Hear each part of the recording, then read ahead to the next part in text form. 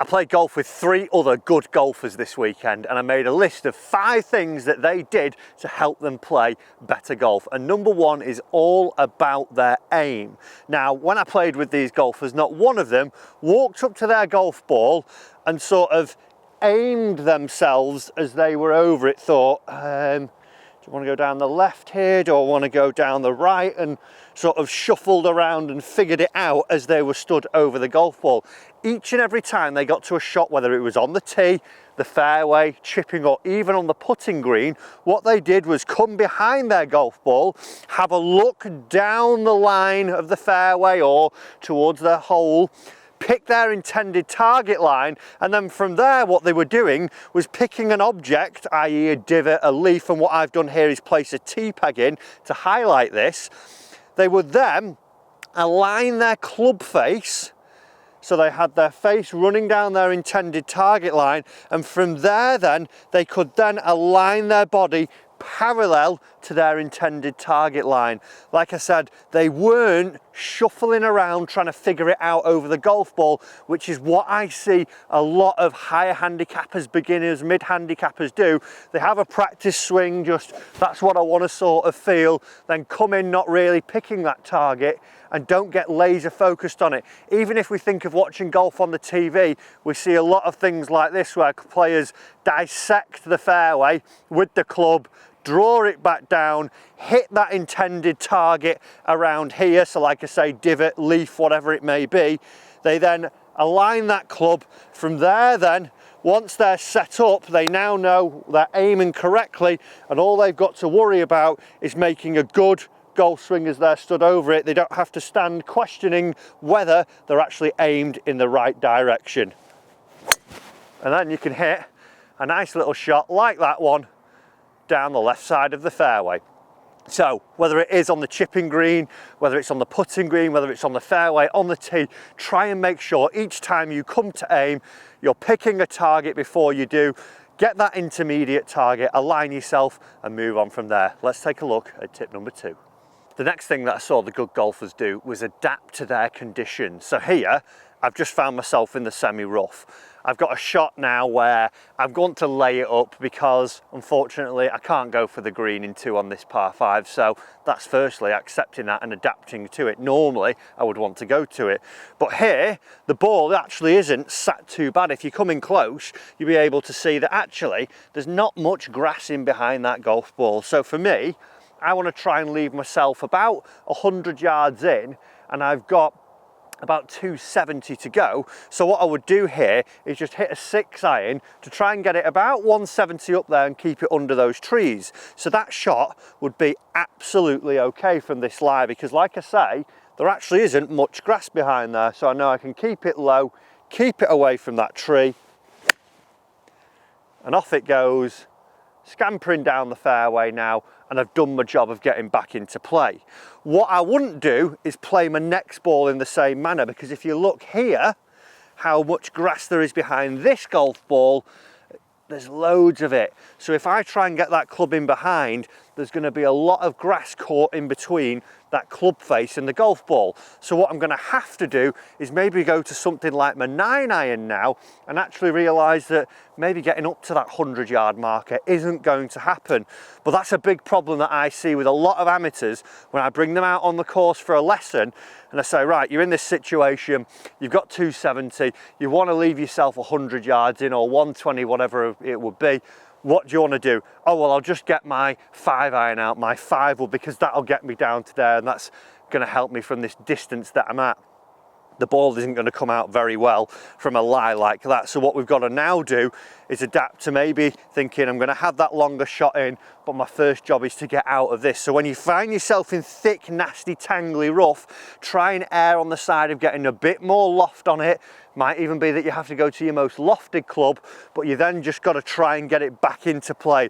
Don't try and do anything overly courageous. Just get some loft on the golf club, and then from there you can dig it out of those nasty lies, just like that one, and that's actually gone shooting out with less spin and managed to get down there. So Don't just think, well, I'm at a certain distance, that's the club that I always use. Read the lie, adapt to the conditions that those balls are in, and you'll be able to get back on track. Let's go and take a look at the third thing. The next thing that I saw all the good golfers do was play the shot that they had confidence in. So what I mean by that is that I found myself here on the fairway, 150 yards away to a flag that is tucked on the left-hand side of the green. So for me, as a fader of the golf ball, it's not quite the pin location I would want. I like flags that are on the right-hand side of the green because that means I can start the ball left of the flag and fade it back towards the right. So here, technically, if I want to get this golf ball close, from what I would have to do as a fader, as I address it now, I would have to start it over the bunker on the left and work it back. So I'm actually playing towards the trouble, hoping that my fade would come into play, and it's not going to be the shot that I would want. So what I would really have to do, as I address this golf ball now, I would actually have to aim a little bit more right and try and bring the golf ball in with a bit more of a draw. Now, as a fader, and someone who's not that confident at drawing it, it's not a shot that I'm going to stand over and think, oh, I can do this, I'm really confident at this one. So we'll just give it a little go here. And some of the thoughts, I'll talk you through them, that would probably happen in your mind would be, oh, I don't fancy this one. Oh, I hope I don't get too much draw. Oh, I hope I don't leave it too right. And as I'm standing over it, I'm already talking myself out of the shot. I'm feeling nervous. And luckily I've actually managed to pull it off okay, but it wasn't the best, most confident golf swing I've ever made in my life. But what I saw the good golfers do was make swings that they had confidence in. So now if I found myself in this position, like I say, that flag being on the left-hand side of the green doesn't err towards my game. So what I might say to myself is, well, do you know what, Matt? It's not a flag that I can get close to. So actually a good shot from me, instead of being next to the flag or 10 feet away from it, I'm actually going to start it on the flag and just fade it away. So then it might be that I get 20 foot to the right hand side of the flag and I can still hold a 20-foot putt. So that's going to be better, because as I stand over this shot now and I'm thinking, right, I'm going to play my fade, I know what I want to do with my golf swing as I fade it, I know the feeling for it already, I'm feeling confident, I'm feeling like I'm going to hit a good shot. And it's a much better strike. It's a tiny little fade, and do you know what? It's actually side by side next to where I've hit that draw, and I felt so much easier over that shot. So when you're out on the golf course, don't stand there hitting shots that you've not got any confidence in, especially if you've not even practiced them on the driving range or out in a friendly game or whatever it may be. Try and hit the shot that you have the confidence in. It might not be the correct one, but what we want to do is try and err on the side of making swings that we know have got repeatability and we've got some air of actually making them work. From there, then we can learn those other skills and bring them to the course once we've got confidence in them. Let's go and take a look at another thing that good golfers do. The next thing that I saw good golfers doing out on the golf course, and this was probably the most impressive bit and the one which I thought saved them the most shots, it was adapting the game around the green. So they didn't just constantly play one style of chip when they were around a green. Now obviously they're good golfers, they've worked at this, but even if it didn't go to plan, they sort of experimented when they were around the greens. They thought, right, okay, well, on this shot here now, as I look at it, I've got a bit of dead ground, then I hit an upslope, then I get onto a flat of a green here. So in certain scenarios, two of the players found themselves very close together facing the same shot, and they both went about it a different way because that's how their mind was seeing that shot. So for me here, I've got a 60-degree wedge in my hand now. I'm going to have to take this one a bit more aerial. I might want to land it just at the front of the slope and let it trickle on there. It's a bit more high caliber, but it might be the shot that that player wants to play, and what they was doing was hitting each one, and we see that it's coming in and it runs on a little bit, but I'm trying it. At least I'm starting to get used to this.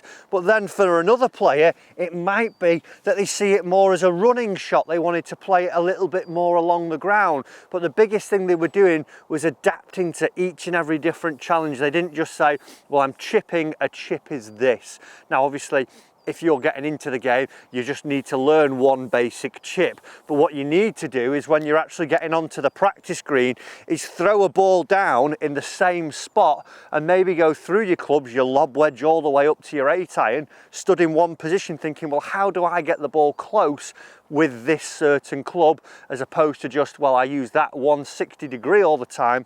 Try and adapt yourself, because now when I've got my 9-iron out, I'm going to play this very differently, landing it just below the slope and letting it trickle up.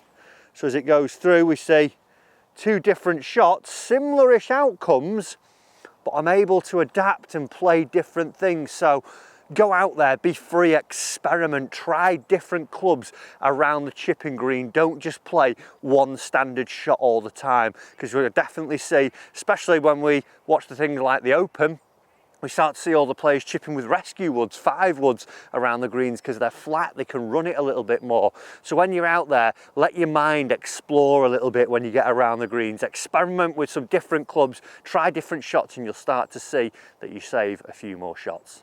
Why not subscribe as well if you've enjoyed those first 4 tips, because tip number 5, and this is the one, this is the secret one.